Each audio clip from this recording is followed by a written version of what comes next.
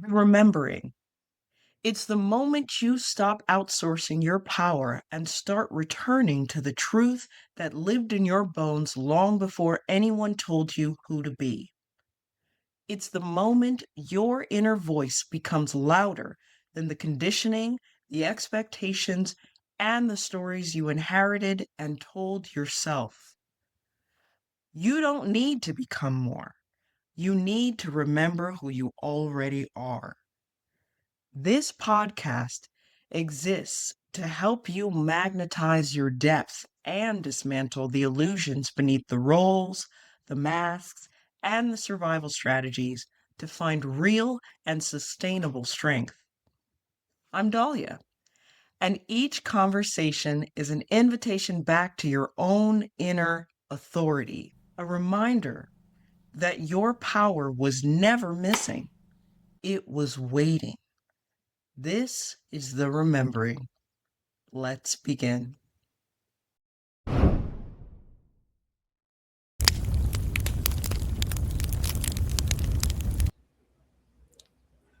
Hello, and welcome back to the remembering. I am here today with a special guest. Well, all of my guests are special, but this one is a recent friend within the last year or so. I think it's been about a year. Mhm. And we met. You reached out to me, and I ended up being like, whether we work together or don't, think we need to have a conversation. And a year later, that conversation is happening. This is my friend Clement. He is a more than like interesting doesn't really cover how I actually feel about your thought process. I feel like interesting is too simple of a word. You are a multi-dimensional thought leader. I feel like you have this incredible ability to travel multiple aspects of an experience from multiple angles and still hold your sense of self and position yourself on the can we say the right side of history? So I really appreciate you showing up today, and I really appreciate your time. And I just want to start out with, aside from now we know your name, Mhm. what feels alive in your memory right now? Well, thank you first for having me on. I recall when I first reached out, and I think something about my phone number led you to answering the call. The angel numbers. Yeah. Um, what feels alive in my memory right now? I think is the need for like compassionate understanding, and not in a passive way, but in a very active way, which sometimes can Mm, feel like, stern correction or, calling somebody out, accountability. But it's really, the need for that compassion. So you do it with care, and you do it with consideration, and the understanding. So that way you can truly get to the root at a behavior, at an issue, at a thought process, what have you, and do your level best to reshape it, to improve it, or to remove it if it's an obstacle or if it's harmful. And I'm saying that because of a recent conversation that I had with a friend about something going on in their life, and after hearing and being considerate and being compassionate, listening to the story unfold, by the end of it, I had, notes for my friend and for the other person involved. And these aren't notes to say, you did something wrong, but they're notes to say, hey, remember when you told me this thing that you're working on? Here's where I mm, see you can work on it a little bit more. Um, Here's where your intention, the meaning that you intended may not have landed, may not have had the impact just based on phrasing or framing, right? While also, you know, um, acknowledging the pain of the moment, the hurt, the sadness, encouraging my friend to sit in it, sit through it, and not, run away. Um, because the runaway is a pattern that we're taught at a very young age, For and we have to sure. unlearn and teach ourselves to sit still when the body wants to take flight. So yeah, all that to say, uh, compassionate understanding.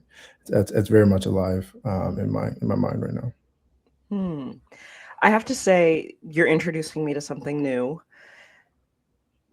The action behind understanding.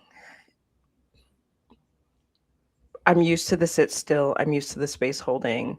Tell me a little bit more about uh, what, how would one facilitate that compassionate understanding in a like step by step way? Like if I was coming to you and I said, "Hey, I'm really wanting to employ this within my friendships and the different dynamics I have in my life, but I don't want to burst into people's doors and shine a light on everything that's wrong with their life Yeah. immediately.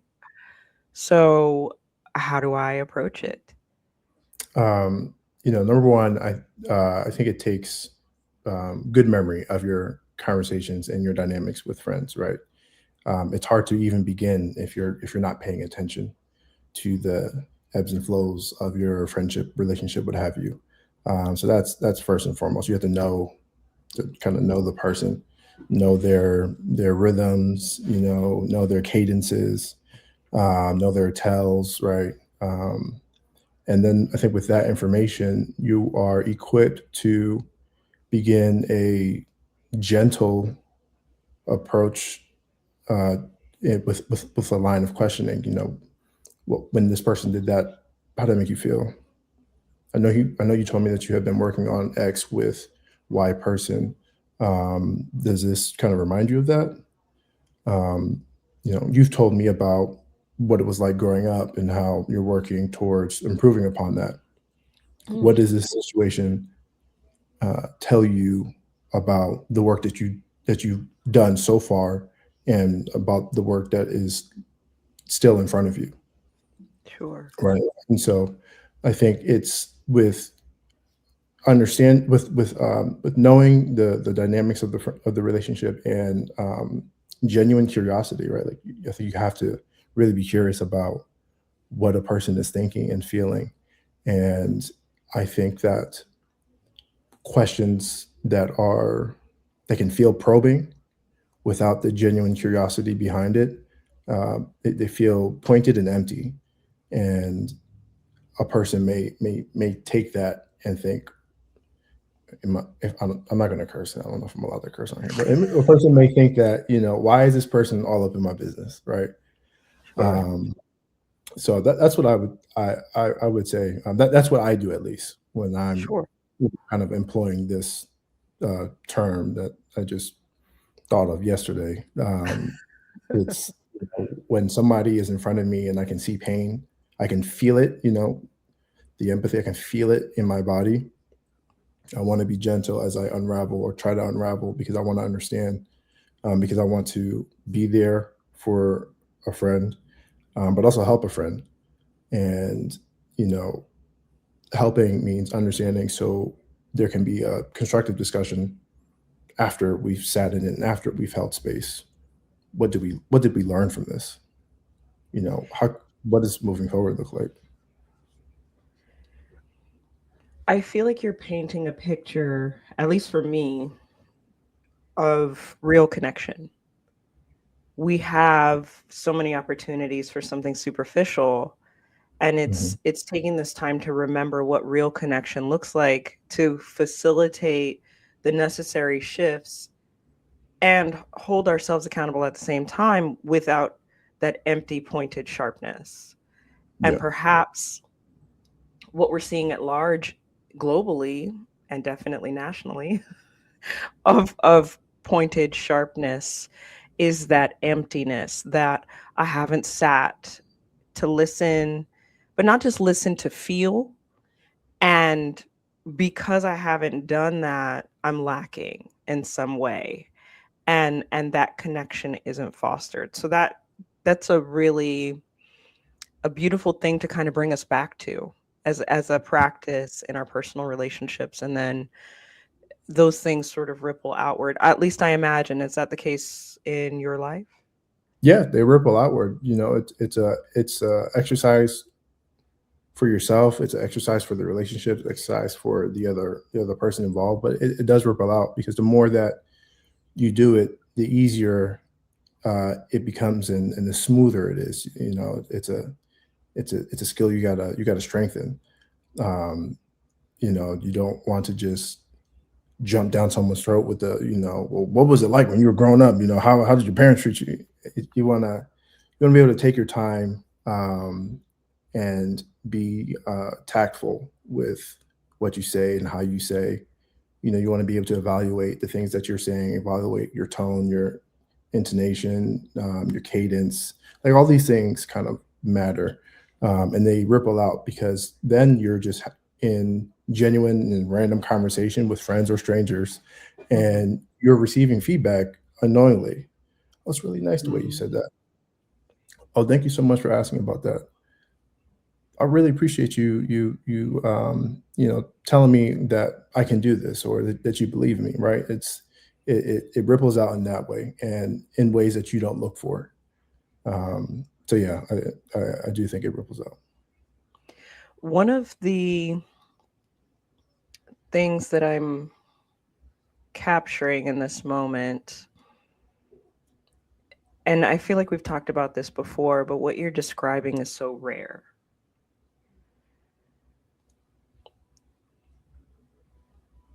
What did your parents raise you? No, I'm just kidding. What but what was it like growing up? Was I know you said compassionate understanding came to you yesterday. Mhm. I imagine the name coming to you yesterday, but perhaps the energy, the presence lingering in the background in some way. Was that part of your childhood? Was it more through teen years, early adulthood? I think, yeah, through childhood, teen years, a mixture between the way I was raised in my family and playing sports as well as a kid. Both of my parents are deaf, so I'm a child of deaf adults, and that understanding part is really important, because when you're communicating, whether in spoken word or sign language, it's important that you know what a person means. And there are so many different ways to describe a thought, a feeling, an activity in sign language, um, that I have not yet found a similar way in spoken English. And I'll just give you an example. Um, Sure. let's say I was driving down George Washington Parkway, and I was racing somebody. And I'm like, I'm speeding. I told you story. I said, yeah, Talia, I'm speeding. I'm in sixth gear. We're lane shifting. I'm doing all the. I'm just trying to paint a picture, right? I'm shifting around there behind me. Then they got in front of me, and I got stopped behind a car. I had to maneuver my way around, and you can see me already kind of using my body language to help aid with the world building. But in sign language, I would say that I was driving fast, and we were going, car in front, arm in front, car in front, arm in front. That like gives a sense of the urgency of the moment, the intensity of the moment, um, in physical space, kind of like what it looked like as I'm going in front, and the person's coming in front of me. And so it- when when I was a child, and I would have to either interpret for my parents, or just sign in general, understanding what words meant and what people meant when they said them was important because I couldn't, interpret and communicate something to my parents incorrectly.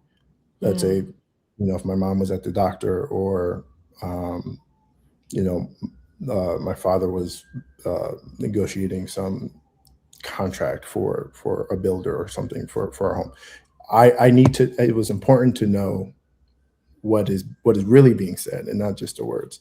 And so, and that also existed as well. If I were were to get in trouble, let's say I said something, and my parents would ask, "Well, what does that mean?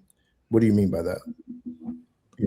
Let's get to the root. What is it that you're saying, so Hmm. they could understand what I was doing, whether it was correct or not, and apply the necessary response. But that energy has always existed, and in sports, it's the same, right? You you study film before you play a team. You study a player, you study an offense, you study a defense. When you're playing Pop Warner or high school football or college football, and you study it to the point that you understand uh, flow from one movement. So in high school, I would know. Let's say we're playing a team, and they were running a play to my side of the field as me as a defender. I knew Okay. that the moment that the guard from the moment when the ball was snapped, the moment that guard turned turned his head a little bit, they were coming. I didn't have to look at the quarterback. I didn't have to look at the receiver in front of me. I just had to look at the guard, the play side guard. I just needed to understand what he was doing and understand that helps him. That's like his crutch. He's trying Hmm. to get off, so he's looking to where he has to go. Whereas the other person pulling may not. They may like kind of fake a little bit and then turn. And so uh, those are just a few ways that under the energy of understanding and having to understand things played a role in my life from a very early age. And I think you catch on to it correctly that the energy has lingered. It's been there, and I may have found a new phrase for it yesterday. I may have called it different things throughout my life. I'm calling it compassion now because growing up there was a lot of energy behind it that I wouldn't say was exactly compassion, right? And so Okay. compassion kind of informs like how I want to approach it. Hmm.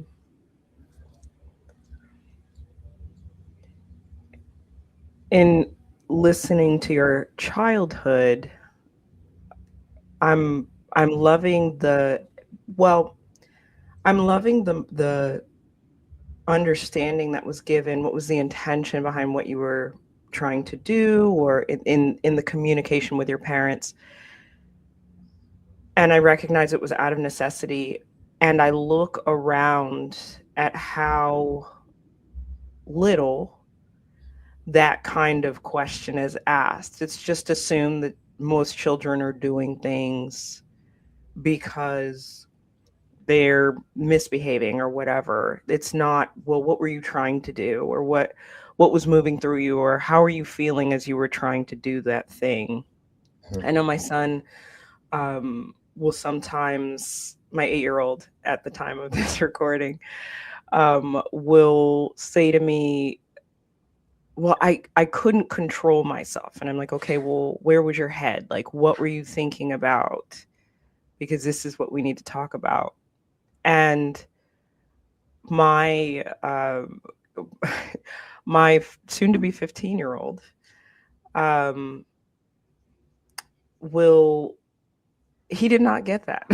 He didn't get that compassionate understanding. He just got correction. And so like the gap in their in their understanding of things is very interesting, but I just feel a depth of love between you and your parents having those kinds of conversations. And I wonder, how does this inform those moments where you can't ask what was the intention, what was the thought behind? Like you just have to sort of either observe a behavior or move through that process without additional understanding. Yeah, I would love to say there's never a moment where I can't ask. But that would be untrue. I think in those moments I kind of fall back to my sense of self. Like if I'm unable to understand something, then I will set the tone for what I think Hmm. the thing is. I will now determine, to the best of my ability, what that is, and I will use my body language. I'll use my voice. I'll use my emotions. I'll use my thoughts. I'll use everything that I can to make that the case until either I'm told no, that no, Clement, why are you doing it? That's not what we meant, or until I get some feedback. Otherwise, I think that's like an opening for me to further participate in the understanding by determining um, what's going on. So if I'm observing, it's one thing if I'm observing and I'm like a bystander, I'm passive and I just have my thoughts and I'm looking. I'm like, I wonder what's going on over there. What are they thinking when they're doing that? I ask But that if all the I'm time.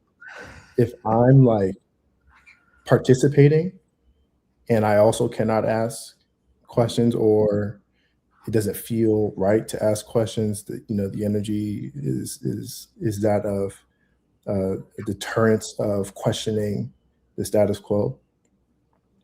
um, I will challenge it in a nonverbal way, so I can wrestle out the understanding, Okay. um, or I'll just leave.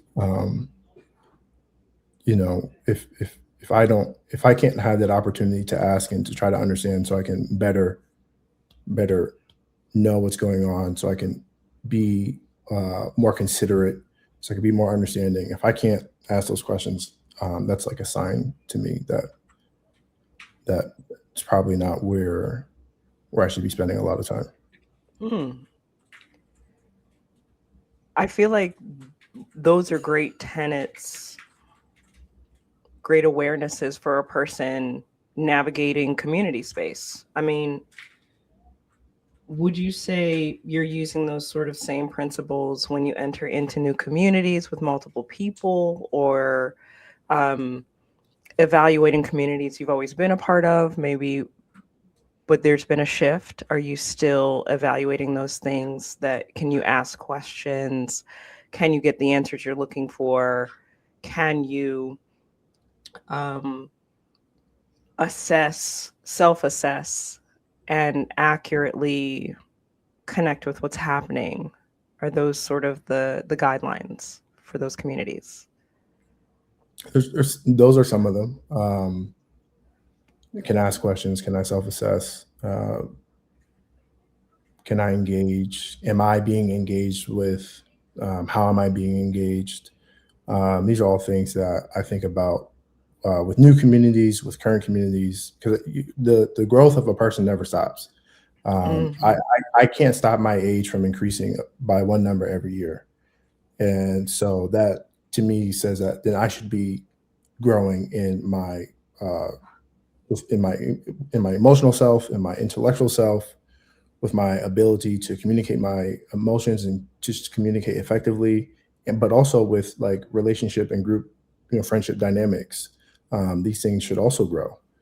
Um, I very much strongly believe that. And so as I learn new things, and I'm in therapy and I learn new tools, I I have to sit and think over some weekends. Like, okay, well, this mother did that one time, and it made me feel a certain way. Now I have a better understanding of why I felt that way and where that feeling is coming from.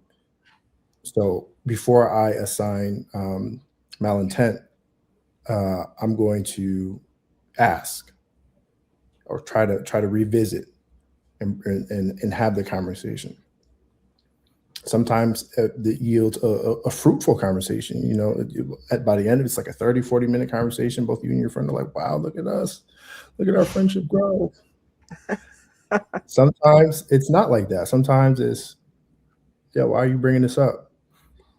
Like, oh wow, I didn't realize that you were sensitive about this, or whatever, or you know, well, why are you bringing this up? I've let you get away with all this so many times. There was that one time that you did this, and I get blah blah blah. So Oh, I've You done know, that one.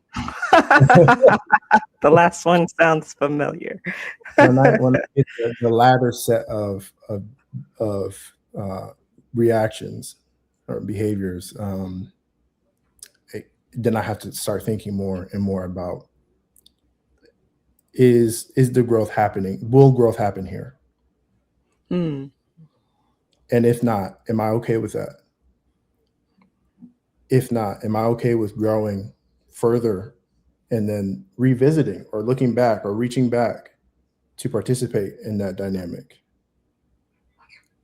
Or am I not okay with that? mm. You know, these are things that I have to like sit and think about, or talk about out loud with other friends, or with other people, right? Just like have a sounding board. And we're Libra at the end of the day, and so talk it out and get some different perspectives. um but the these are tools that I use, and some tools are great for, some tools are multi-purpose and they work in every dynamic that you can think of. Some are not. Some tools I Mm. can't use with certain relationships.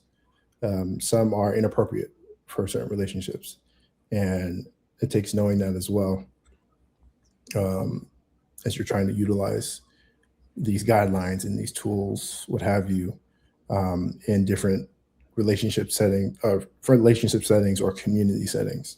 A particular, let's say I go to trivia every week. I'm part of a trivia community.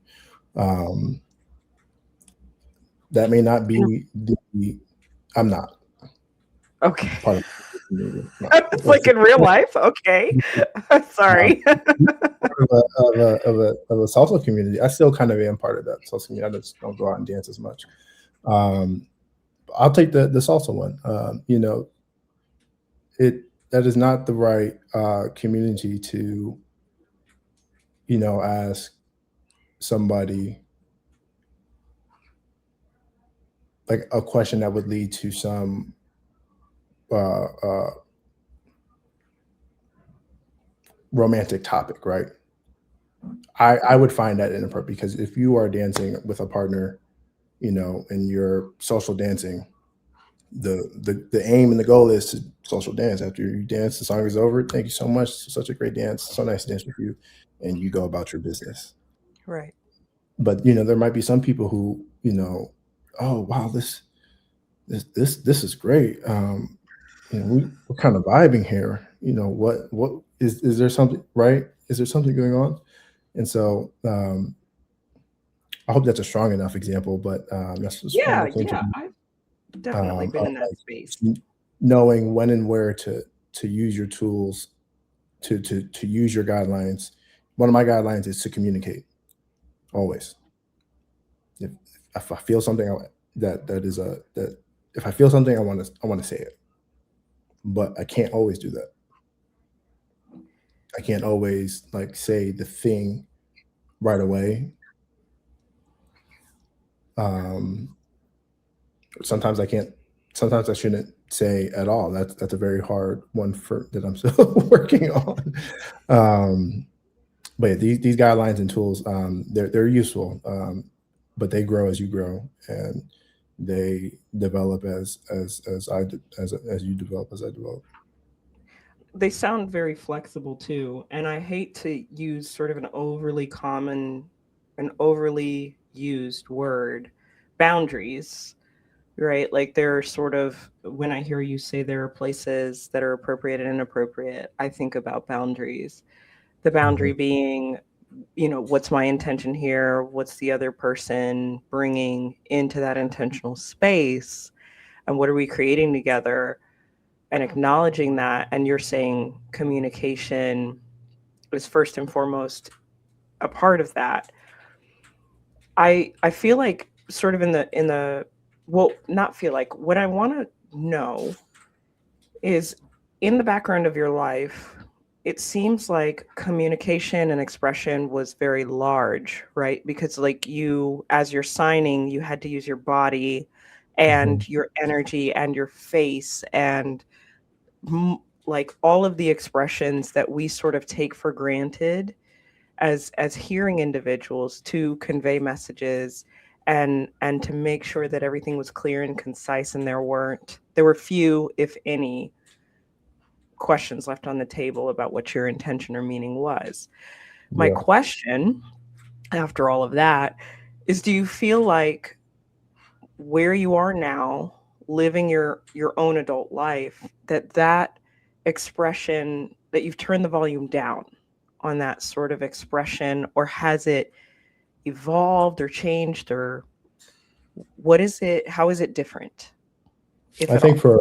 for a while it was turned down, if not like muted, through just lifestyle choices that were not healthy for me.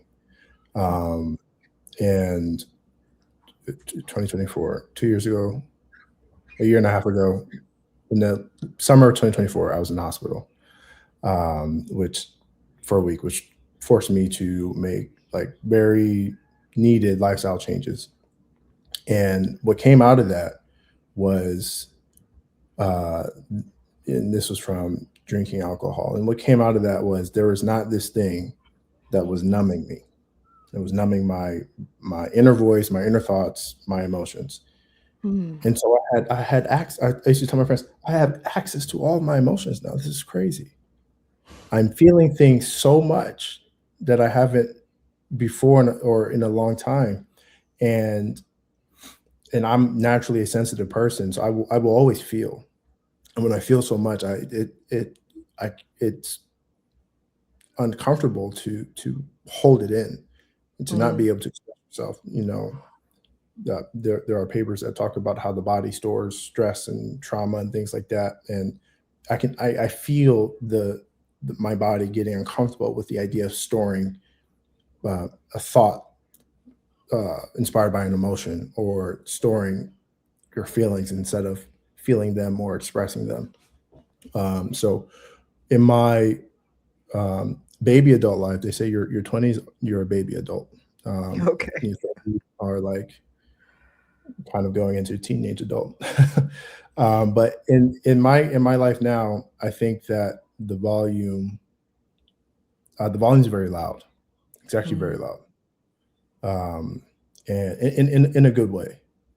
It's very loud, and it is very bright, and it's colorful, and it's descriptive in its design in my mind. It's like a GPS. It points me in a direction, not necessarily that I need to go, but a direction where I need to be thinking or considering, or maybe I overlook something. But the volume's loud. The volume's very Okay. loud, and I say that proudly. I mean, I proudly say, to people who will hear me, that this loud volume, this vulnerability, excuse me, that I have, um, I love, I like it, and I will protect it by any means necessary, because I'm able to now, I think, finally express myself in ways that I did not know I could, Hmm. and it feels great. There's really a lot of beauty in the way that you've embraced this aspect of yourself for several reasons. I mean, I hate to gender the conversation, right? But this is uncharted territory at mass for most men. Mhm, The ability to feel safe in big loud expression, number 1, mhm, but then for it to also be vulnerable is a powerful shift. I like to remind everybody that we are all part of the collective conscious. mhm, And when one of us shifts, multiple others do so, and there's a ripple effect out into the field. mhm. And one day, I know that ripple effect is going to manifest into some sort of incredible group where you're coming back on the show, and I'm like, yeah, go check him out here. I wonder, would you mind if we walk through a theory of mine that would maybe give a sense of spiritual awareness to your path, because it just came to me.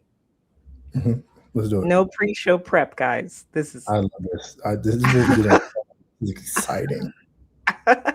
maybe not. So I'm looking at you. I've met you. You've told me. I remember meeting you and being like, how incredible is it to be the hearing child of two deaf parents? And when I think about various spiritual concepts and theories that talk about how, number one, we choose our parents. That's something that's deeply resonated with me. I'm not saying that everybody has to buy into that, but it's something that I've carried forward, and I haven't been able to invalidate it. So I believe we choose our parents.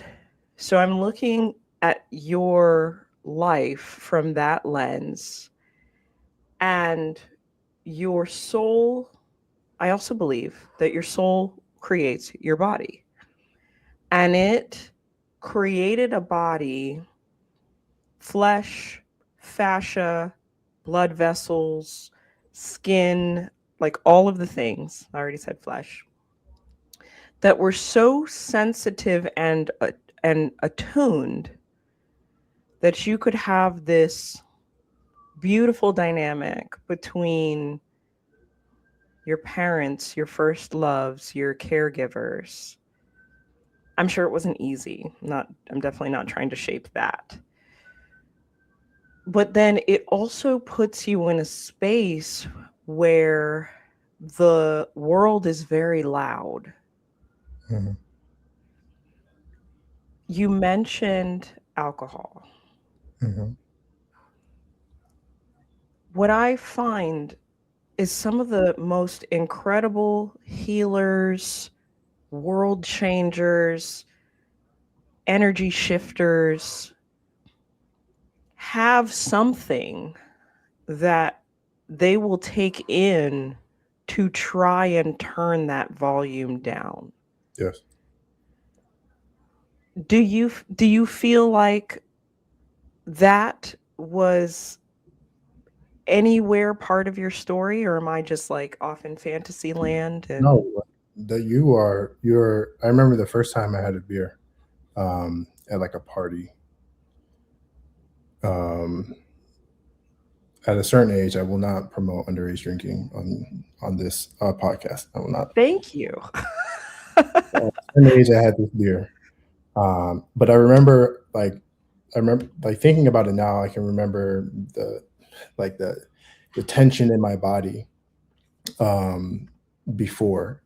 I was finally got an invite to this party. Okay, cool. I'm out with my friends. I'm hanging out at the parties that everyone talks about. When they come back to school over the weekend, everyone's drinking and there's loud music, and I'm a nervous wreck. I'm nervous and I'm anxious. Like, do these people actually like me? Why did my friend invite me and then just disappear and leave me? I don't know a lot of these people. Here are some folks who are all up in my face. Hey, Clement. Oh my God. Hey, Clement. Hey, Clement. But during the week at school, it's crickets from them. It's silent. I don't hear from them. So what does this mean? There's confusion, anxiety, feelings of anxiety, nervousness, and they were just like, oh, have a beer, and I was at first strongly resistant. Because these feelings, I don't know what this is going to do to how I feel. Sure. But then I had a beer, and then I had another, and it started to quiet down those loud feelings and that loudness inside my body. And I think a lot of people talk about alcohol in this way. It's that social lubricant. So now only one thing is kind of bubbling at the top, and that's my charisma. Now I can tell all the jokes and have all the conversations, because all the other stuff, me wondering if a person understands me wondering if they like me wondering if they're being honest, et cetera, et cetera. That stuff is just, that's quiet. That's beneath the layer of alcohol. And it became very useful for that. When I was feeling loud things, wanted to feel something different, so a drink is right there. Instead of sitting with my feeling, I was like, no, I'm not going to deal with that. Just have a drink. I'll feel something different. I'll feel Sure. something different. So yeah, the attempts, same thing with smoking a joint. When you're young, it's like, at least for me, these are things to quiet my mind and settle my body, when otherwise I'm racing, and I'm sensitive. I'm feeling things. I'm feeling everything, and I'm Sure. feeling things, wanting to like act on what I'm feeling. So while you made me uncomfortable, like, why'd you do that?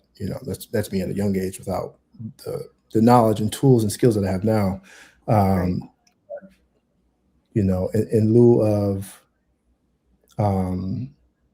behaving that way, or to not behave that way, I would just take things to calm myself down, because otherwise, Clement, while you're so aggressive, while you're so serious, you're so, all these things, and at a young age, when you're trying to make friends and be friendly and all that, I don't want to be seen as so serious that you can't hang out with me, at least at the time. So it definitely, I definitely used it to quiet the noise within. That quieting of the noise, I imagine now, not just with your tools, but different spiritual explorations and people you've spoken to, and I think I've mentioned it, like that noise is people's emotions. You're asking those questions in real time because there's probably an incongruence with like their words and their actions, Mhm. and you're taking all that in. But then there's people's ancestors, their thought forms, their I remember the first time that I um started experiencing telepathy, Mm, and I would start hearing things in people's field, and I'd be like, that I don't I don't talk like that. And it's something that really can make you feel crazy. And I'm sitting across from you imagining that times 10, times mhm, 15, 20, mhm, and considering other gifted individuals like you, and like wanting this sort of island where you all can be, where there's like loop ear plugs that you can put in, and everybody understands, don't set the glass down too hard, and like mhm. just be Easy, easy, honest and easy, easy. right. um have your words match your actions, wishing that was a global space, and I don't know, I have no idea what that looks like. um but it really does paint a secondary picture, not one with excuses, but it paints a secondary picture for addictions and habits, I think, Mhm, because I've heard a lot of people presume a lack of control. And I feel like we're having a conversation where the desire was control, mhm. and it was just coming from a different angle. Mhm. Yeah, coming from a different angle, and the unfortunate thing is the desire for control, the desire for so much control with substances like alcohol will ultimately put you in a place of put you in a place that you can't control. Where you wake up and you don't remember how you got home. I once woke up with scratches on my face and Oh a my gash God. on my leg. Didn't know what happened. Right, and that's the danger, with that substance, number one. But you talked about the need for control. With the need for control, um, that's something that I'm still working on, and it's where a lot of these feelings come from. Is I'm wondering, why are people doing things? Why won't they consider a different way to do these things? If I had it my way, it would be done, this way.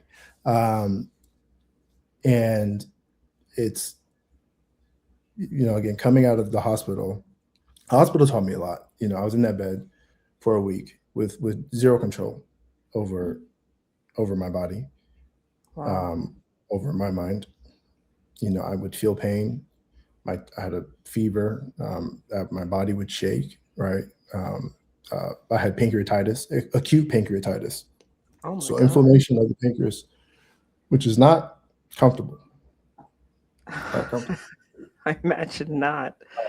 But I learned a lot about myself, and continue to learn a lot about myself after that, and doing work to grow, but also reflecting back on that time, and the need for external control, um, versus internal control. Like, wanting these things to exist at the same time, I think could set a person up to Mm. for bad experiences. I think internal control is a different thing, and even the word control, implies that me, a living, breathing adult, can determine what I will feel, and when I will feel it, which is just not how life is set up for me, at least. Um, Sure. you know, um, Kind of just like looking at control, or moving away from control, looking at that word in a different way. But it was the need for control before that, would lead me to say, I want to control how I feel. Hmm. I don't want other people to be influencing me. I don't want to feel anxious around this person. I don't want to feel, curious or nervous around this person. I don't want them to think I'm weak. So I need to control all this. I need to lock it in. So that way, that's not the image that I'm presenting. Um, and that's dangerous. That was dangerous for me. I think it'd be dangerous for anybody. Because you're right, the word control is incomplete. And almost I want to say not real. Like when you sit back and you live your life, you're like, ah, no, I wasn't driving that bus. Yeah. Um, Simultaneously, one of the things I think that has been most dynamic, we've talked a little bit about, is understanding human design and the different energy types. Mhm. So I'm a pure manifesting generator, and then there are other types. I don't want to put your business on Front Street. You can't. What is it? Yeah, Emotional manifest, you're, emotional yes, generator. I you're forgot. an emotional, I believe aren't you an emotional manifester? Yes. Yeah. And so, with you being the emotional type, it doesn't necessarily indicate that you are emotional. It indicates the depth with which you feel and experience emotion. Yeah. And prior to understanding human design, I always felt like, well, we're all human beings and our experiences are not the same. You will never hear me say that. But I I felt like they might be similar and maybe we could, relate in some ways in it. And more, I feel like I'm starting to understand that your experience is with that emotional piece. No, it's not reasonable for you to try and control emotions. We also know based on human design, like you're actually supposed to ride the wave Yeah. and feel the feelings and go through. So the techniques and tools that you've developed with with the emotions and moving through them and releasing the control or the need to, you you didn't even know you were working towards remembering yourself and coming back home to yourself. Yeah. As a pure manifesting generator who's not dictated by emotions or gut feelings, my experience of emotions is very different, and there is, again, I wouldn't say control, but like a walk towards mastery of Mhm. my emotions, because I'm not using them the same way that you are using yours, and I'm not experiencing mine the same way that you're experiencing yours. Mhm. You have, as an emotional manifester, and as we're talking about all of these emotions and things that you would have experienced, I think it's also important to point out how emotions are what push, drive, and create reality. Mhm. And so if all of that's happening and all of it's moving through you, again, it's not a wonder why your choices were what they were. And perhaps for you and other emotional types, as a collective, we should maybe be talking to you Yeah. guys about, like, well, what's the undercurrent? What's happening? How do we push towards truth and depth in a way that brings society together rather than fragmenting it even more? How would Mhm. you Does that feel like, whoa, too much? I don't know. I was trying to give up control, Dahlia. Like, how do you sit with what I just said? I mean, I think you're right. You know, just in general, people should be talking to each other more, and not just talking, but like asking questions. I think questions are like when I say communication, I feel like I'm really talking about questions. Okay. Asking questions, meaningful questions that you genuinely want to know because you're curious, having an interest in people beyond yourself or people beyond a close group of friends that might affirm every behavior that you do, good or bad. You know, um, I do think that uh, communities could be made to feel just a little bit better if folks talk to each other a little bit more and included in their talking communication questions about a person and their thinking, their feeling, um, and their decisions without assigning without assigning morality or anything like that. You know, Hmm. giving space for um, at least for me as an emotional person, I want to give space to another person to allow their emotions to flow as I allow my emotions to flow because it Right. feels great. And maybe they might have a good experience with allowing their emotions to flow as well. Um, and I have seen the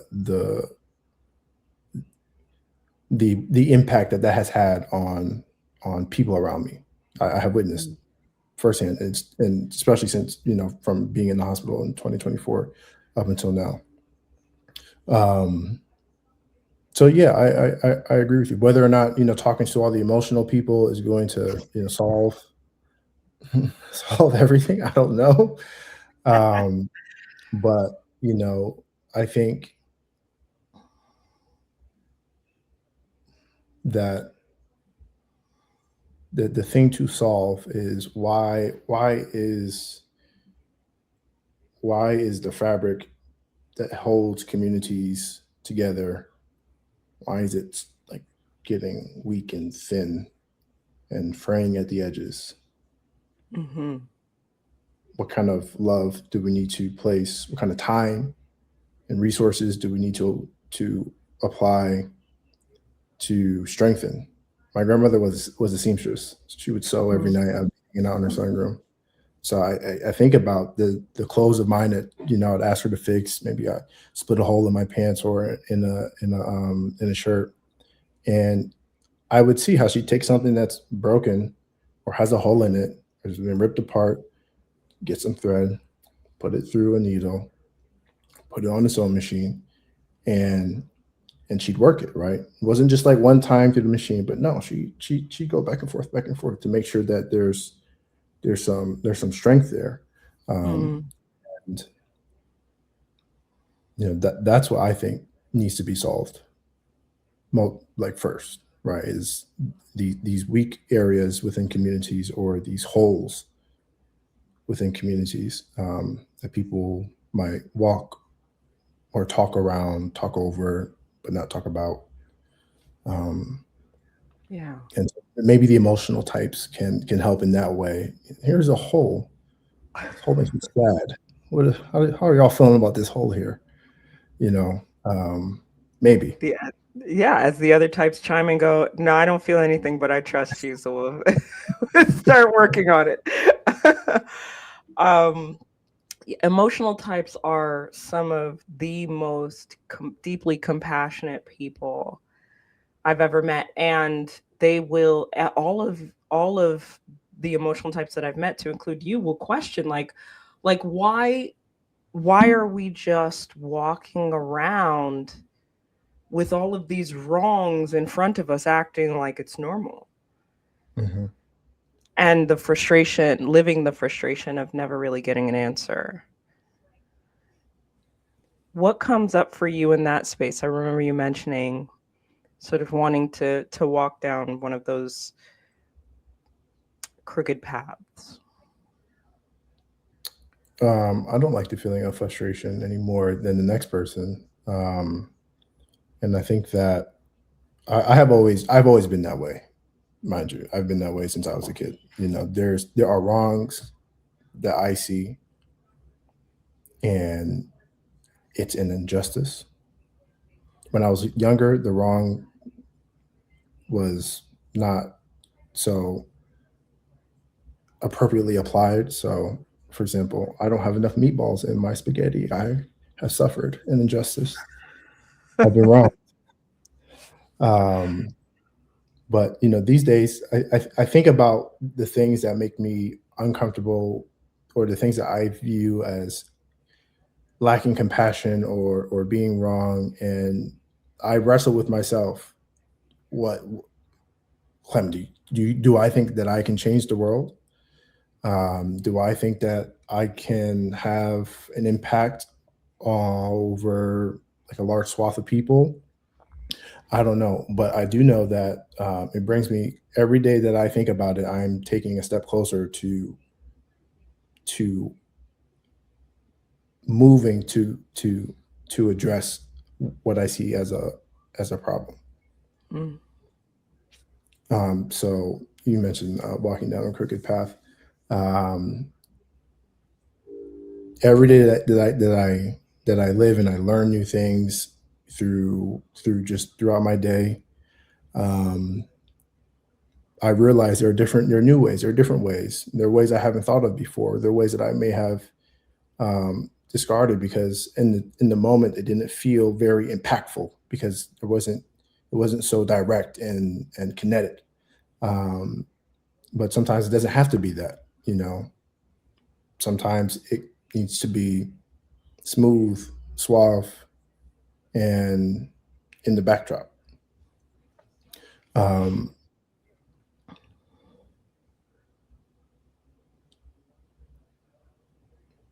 so yeah, there's it's hard to feel. It's hard to feel so deeply at any Yeah. point. It's even harder to feel so deeply and feel like you have a responsibility to do something about what you're feeling.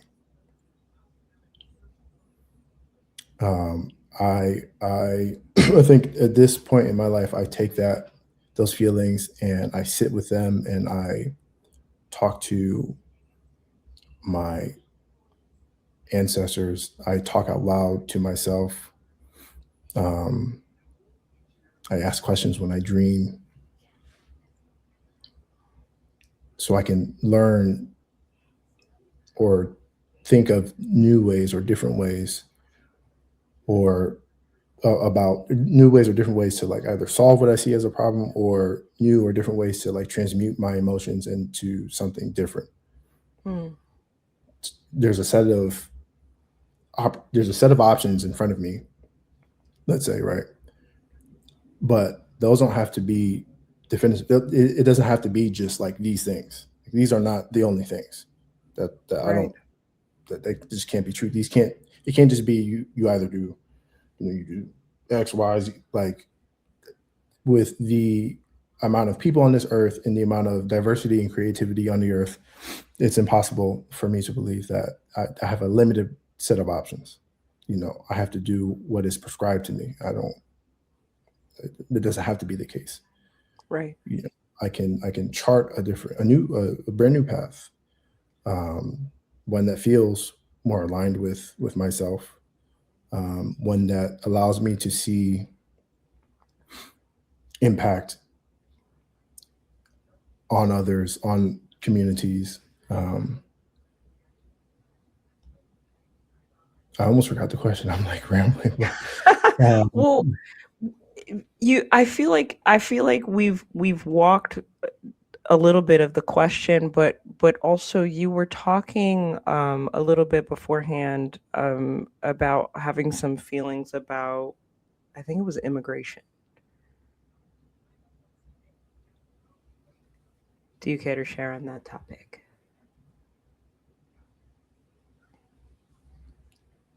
I mean, I think that what I would say, um, human life is human life, Hmm. and there should be value placed on human life. And I think if when moving with value of and for human life, um, I think that will encourage one to ask themselves questions, ask their neighbors questions, um, think about think about different things that they probably had not thought about before, what have you. Um, but this is not just here. This could be anywhere. Right. Uh, in West Africa, in East Africa, in Southeast Asia, wherever. Um, so that's what that's all that I would say is that just makes me think about how important it is to value human life and Absolutely. what that feeling can do for you. This value, this love for human life, what that could do for you could be powerful. I think we forget sometimes, like, and it's hard to tell if it's intentional or on purpose, but that's really not where I'm going with this. I think we forget it, how if you are not an indigenous American, like, without immigration you wouldn't be here. And my mom actually, so technically speaking, without immigration, I would not be here. My mom came here with her mother, my grandmother, and legal or illegal isn't the conversation. But I look at the ways that they contributed to society, not just my life, right? Like, I got to be born, and I'm deeply fortunate for that. And my grandmother was a doctor. My mother served in the military. She was a Marine. Mm. And without compassionate understanding that this is a place where people make the world a better place, or it can be, we have nothing. I was talking to a woman earlier today, a South African woman, and she grew up during apartheid. Mm. And now she coaches women to feeling deeply empowered and moving past their limiting beliefs. Mm-hmm. I feel like in this conversation of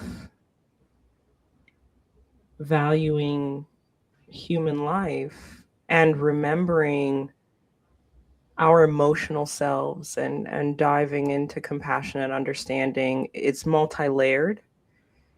And I feel like this is a conversation that is a path to remembering that, right, we're in a fight for our own humanity. And we need our emotional guiders, but also to be able to touch our emotional selves to respond to what's noisy with patience.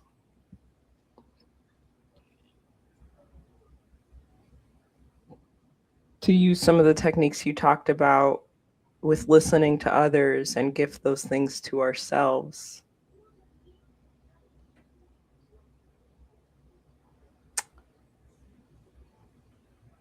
And that's I guess that would be just my add to the immigration conversation.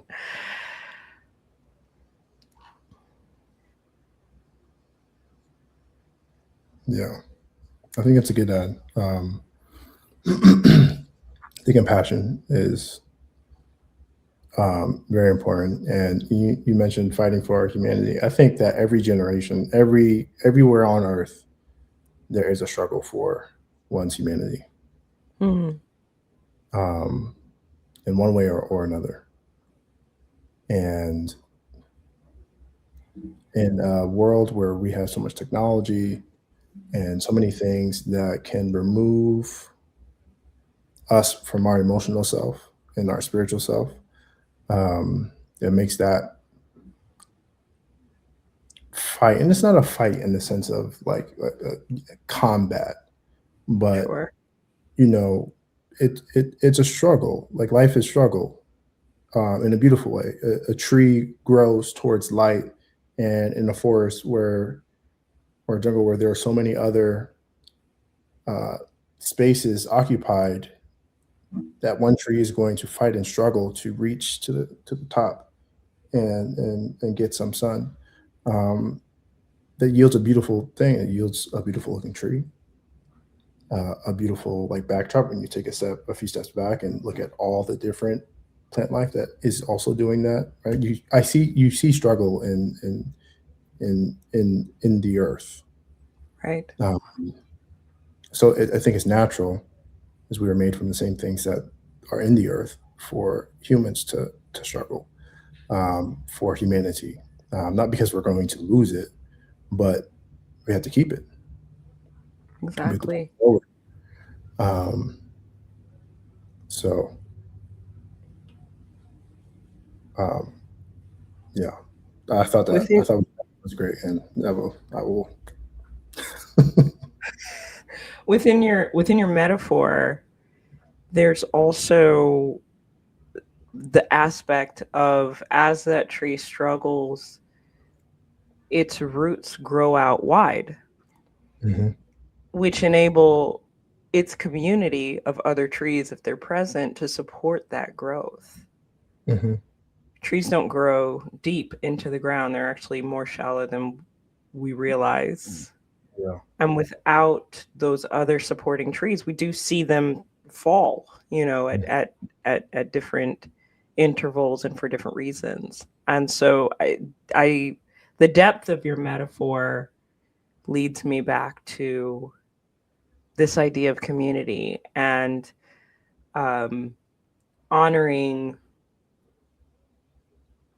making space for everyone and making space for their emotions, making space for their sovereignty, while simultaneously honoring your own and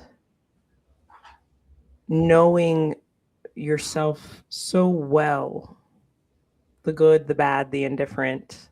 And I really don't like words like good or bad. incomplete. Yeah. But knowing all of that and not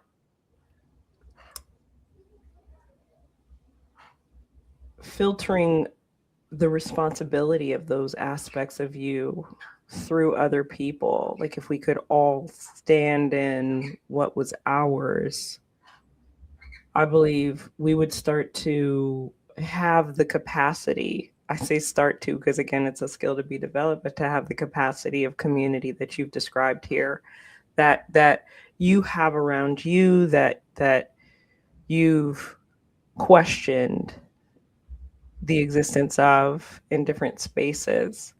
And I think we could all kind of remember having that as kids. I mean, up to a certain point, I feel like around 6, Susie starts saying, or Billy starts saying, or Tiffany starts saying that, like, oh, well, you dress funny, your shoes look off. And then you're like, wait a You minute, talking about, no.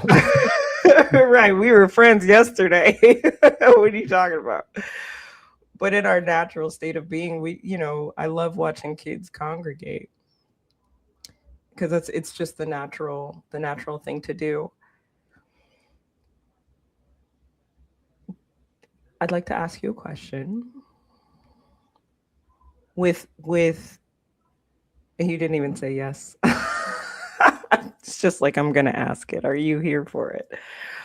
Um, with how loud the world was, with everything that you've been through, everything that you've learned, places you're still growing, do you feel like there have been identity shifts for you, or do you feel like you're pretty much the same person? Are there, well, let's start there. um, yes to identity shifts. I think um, I think that is a natural thing. I could use a tree metaphor or a snake one or any metaphor of a living thing shedding, but I'll just tell a story about myself. When I was in college, I spent my last semester studying abroad, um, and I knew that after that, my life would be just a little bit different.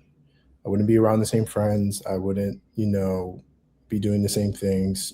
I'd be graduating naturally, but I knew that I was going to change when I was abroad studying. I felt it in my spirit. And my friends at the time held like a going away brunch or something for me. And I cried throughout that entire thing because I knew Okay. that things were going to change. You know, dynamics would change. You might not have the same friends. And I cried to allow myself to be able to release that version of me that that was there, that was present. I needed to be prepared to release that version so that way I can go and do this semester and be fresh and learn new things and accept new things, question things about myself. Um, so yeah, there have been identity shifts, but I think there are pieces of me that remain from when I was a child, from my teenage years, from being a young adult. Like I joked or I said earlier that oh Clement, you're so serious. Like I am a serious person. Okay. I am serious. But that's because I have a strong desire to understand things around me, and so I'm serious about that. I don't want to play about knowing and understanding. And like I truly want to know, so that's what I'm serious. I'm not tiptoeing and joking about things. Um, I think that I used to accept when people um, called me aggressive. Hmm. And sure, there's a piece of me that can be if needed. I played football, I wrestled, I played sports that require aggression. But I came to realize that's not really aggression. I have a conviction about myself and about the things that I'm doing and the words that I'm saying, and I that conviction carries so much energy and force, that it may be received as aggression or received as you're full of yourself or what have you. These are things that I've heard about myself, and so I think the identity shift sits at the top. I'm trying to think about how I visualize it in my head.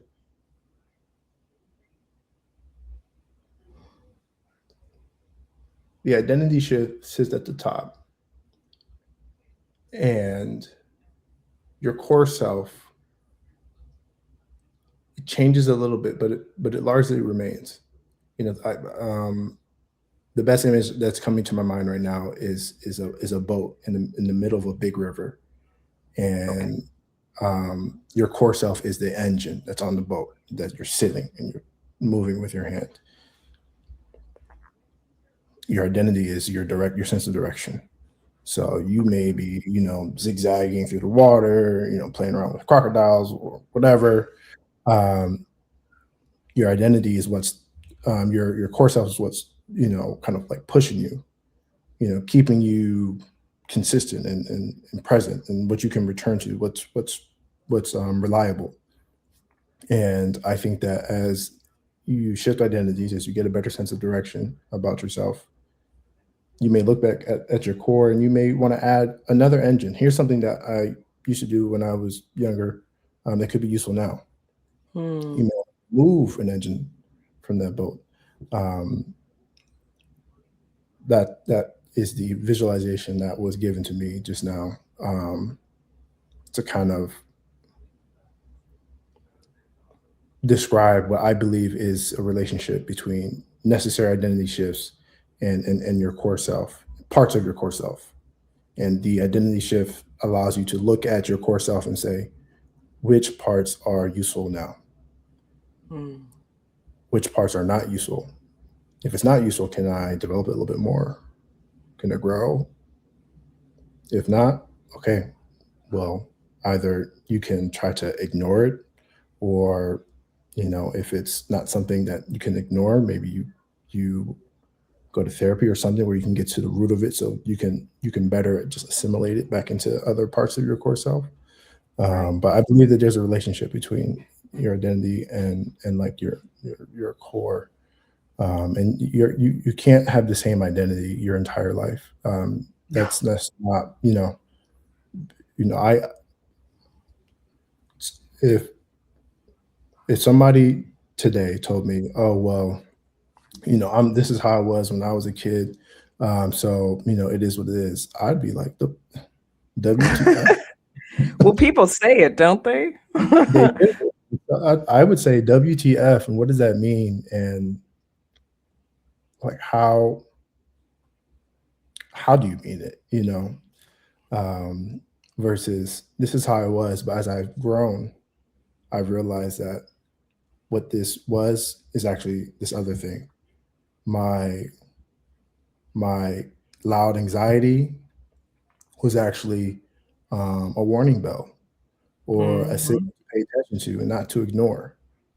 So I'm not just going to throw away feeling anxious. I'm going to accept it. I want to feel it. I need to feel it so I know where I am supposed to be and where I'm not supposed to be, or at least have a certain, inclination. I'm also hearing in what you're saying, it's like you're measuring those sort of external interpretations of behavior. Like you said, you were told that you were aggressive, and they're not to like I see memes about this all the time, where people making videos, and it's kind of funny to say like, oh, he's not aggressive, he's just passionate. But this it feels like a relative instance where perhaps some of those things that you were experiencing were deep passion. Like when I heard you say, I'm very serious about understanding and asking questions and getting to know people and situations. That to me sounds like passion. Mhm. Um, Instead of like you're fighting to, Yeah, understand what's behind the purple curtain. yeah, Um, so there's like a peeling back that happens, and it sounds like there are times in your life where you've remembered aspects of your core self, like you said, that were valuable to the continuation of who you are. Mhm. At this stage, so it's 2026. Mhm. How, what words would you use to describe the season that you're in right now? Um, hmm, I had a word for it. What was it? Intentional movement, I believe. Yes, intentional Okay. movement is how I would describe the season that I'm in. Okay. With intentional movement,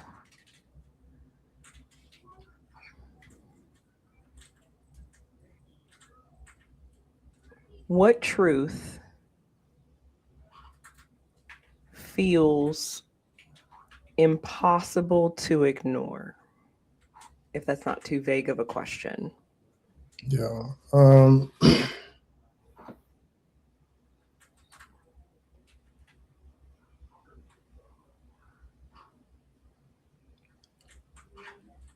That I either should not or cannot disengage just because it's convenient. Ooh, okay. All right. Um, Intentional movement because last year's theme for me was stillness, and I did a lot of being still, um, either by myself or with friends, um, and chose not to engage in certain things, activities, groups, whatever, because I could. Like I have the emotional strength to do so. Some people have, like serious FOMO and, they get anxious about missing out on stuff. I cool. It Um, sounds very Libra of you. but I think that you know, realize and remember that I feel an obligation to engage. I can't just disengage. And it's not to say that I'm this, super important person and, my existence and my presence is going to change hearts and minds and all of this. But it's engagement is also good for my growth. I can't grow in very comfortable environments. That's not conducive for growth. Sure, Um, you you need to be challenged a bit, tested a bit, within reason, of course, but um, that needs to happen so you can know where your tender spots are, so you can know where you need to shore up, where you need to shore up um, emotional development on, or communication skills, so you can test your anxiety radar. Is this thing still working? Um, so yeah, that's something that that's very loud that I have tried to ignore, at least for the first month of this year. Um, but I am constantly reminded that I can't disengage. I am brought back to moments in my uh, childhood or as a young adult when pastors at church would say, "Clement, you need to go. You need to get up there and say something." I remember when my uncle got married, the pastor who officiated the wedding, he was coming down the line. We were shaking his hand, and he shook. I never met this man. He shook my hand, and he said that you have a powerful voice, and you need to use it. I thought he was like trying to get me to become a pastor, and I was like, no, I'm sorry, uh, that doesn't sound fun. but not for me at least.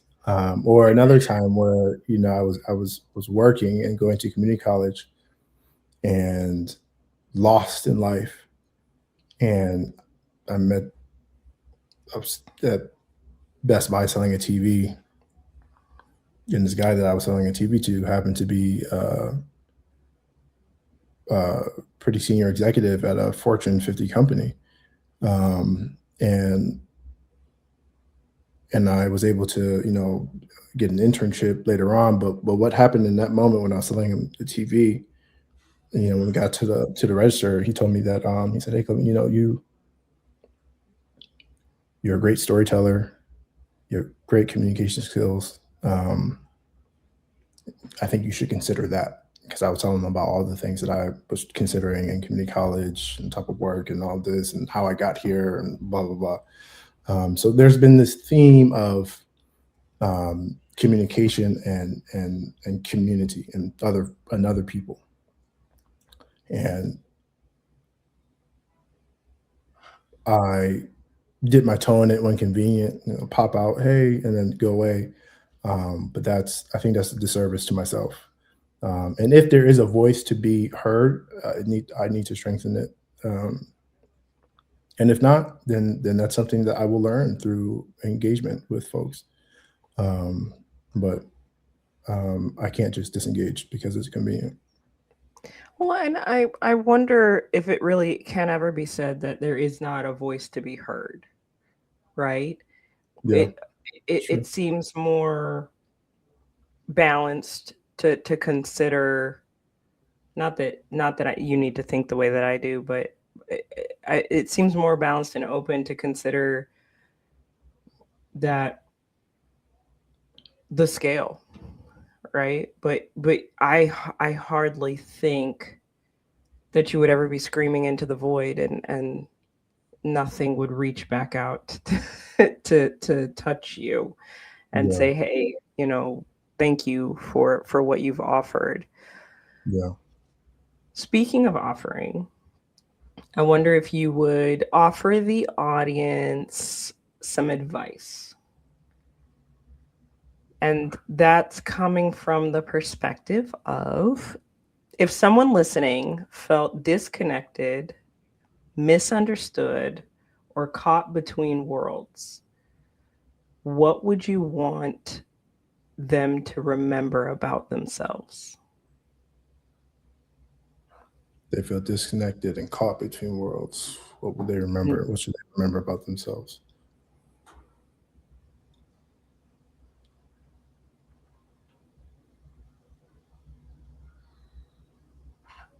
I think that one should think about moments in life, especially when you're younger, where you felt most comfortable and most safe and most free to express yourself. I think that you should think about that, remember that moment, remember those feelings, and use that memory to remind yourself that you can feel that. You can feel safe, so you're not feeling disconnected between worlds. I feel that when you say disconnected between worlds, I'm getting a feeling of someone who doesn't really feel comfortable with themselves or where they are. Um, and so I would say seek that feeling out. If you are lost or disconnected, try look for where you feel safest. For me, I think about spending time with my grandmother, and I actively look for places where I can get as close to that feeling as possible. And, Mm. and I find it when that's my kind of driving or motivating force versus, man, I wish these people would like me, or um, something else that is at the surface. Um, I feel most disconnected when I don't feel safe to express myself because that's not true to who I am. And if I'm not true to who I am in a certain group or in between, you know, worlds or groups, then that's a good sign that I need to, kind of go back the way I came, and start over, which is okay. So I would just say to the audience, remember that version of yourself. I think as we grow, we think about the versions of our younger self that we are caring for because some parts of our childhood was not cared for, right? Um, but there was hopefully a part that was cared for. Mm. And if there is, know that it can be cared, you can be cared for again. You don't have to feel lost between worlds. You don't have to sacrifice so much of yourself um, just to get along.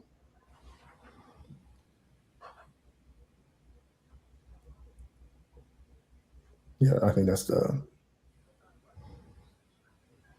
that is what I do. That is just that the advice I give is the advice is what I do for myself. I Beautiful. think, yeah, I just think about my grandmother, think about how I felt with her, and the things that we could do. All the questions that I was talking about earlier. These are things that I would be able to do with my grandmother. She'd ask me questions, and I'd get to ask her questions. She'd let me talk for hours, and then my Okay. bedtime would be like 8:30, and I sneak into her sewing room, and we'd be up until midnight. um, so that's what would say to the audience is the version of you now that you said it's disconnected, right? Lost Mm-hmm. between.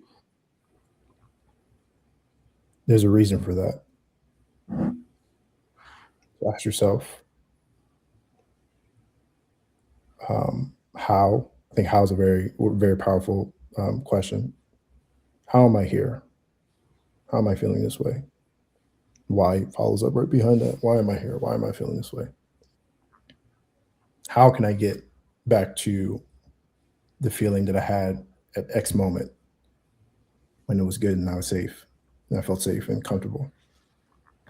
Mm. What do I need to do? Um, yeah. Think about that part of yourself. Ask questions about that part of yourself and compare to where you are now, and think about how to fill the gap. Beautiful. And what I hear about you sharing your experiences that these are not just you sharing what you would do, but also what you tried and what has worked. Mhm. And we're not having a right or wrong discussion. I think if any listener was to apply what you're talking about, it might look differently, but the foundation, the bones are the same. If you felt safest, standing at the zoo next to the gorilla enclosure, then mentally, emotionally go back to that moment Mhm. and let your body, because the body remembers, right? It doesn't just remember the terrible things, it remembers the wonderful things too. Let your Mhm. body have that. Let the hormones release with that memory. Let the muscles soften and relax. Let the feeling surround you. Mhm. Let your energy shift. And it sounds like in all that, there's an opportunity to reconnect with the only thing that's real, which is the self. Yeah. Yeah. When you do that, I think there's and to use your example, take the totality of that experience. So you might be at the gorilla enclosure and you're loving it. There's also laughter in the background because there's other people there. You might smell Yeah. food because you just got some popcorn. You might see balloons or something. Um, all these other little things that may not have had a direct impact, but indirectly shape that memory because they Mm. are all existing at the time that you are, next to that gorilla enclosure. Yeah. I love that. I love that. It's, in the moment, pulling from the external doesn't always feel helpful, but when we use memories, they're from the inside. It's a recognition of the physiological responses that created something so beautiful, as the world is actually very boring on the outside until we start responding to it. Yes. I appreciate your time, your direction, your candor, your openness, and it is my sincerest desire that people will take the time to listen and feel through your lenses into their own stories and into the stories that are in proximity to them, Mhm. and really start to shift the way that community is held and experienced and really at the core nurtured. Yes. So thank you, Clement, for your time. Any closing Thank thoughts? No, I'm just grateful to you for giving me space to share my thoughts and to be in communication with you, to be in community with you. Um, this felt great, and um, I needed this more than I realized I did. Oh, well, we needed your words. We need to. Human design manifester. You're supposed to be leading the charge anyway. So I'm glad that I get to be a part of the first of that. And we're definitely going to have you back. And I look for forward. anybody watching, anybody participating, sitting in this energy, thank you for your time, your space, and we will catch you next time on The Remembering.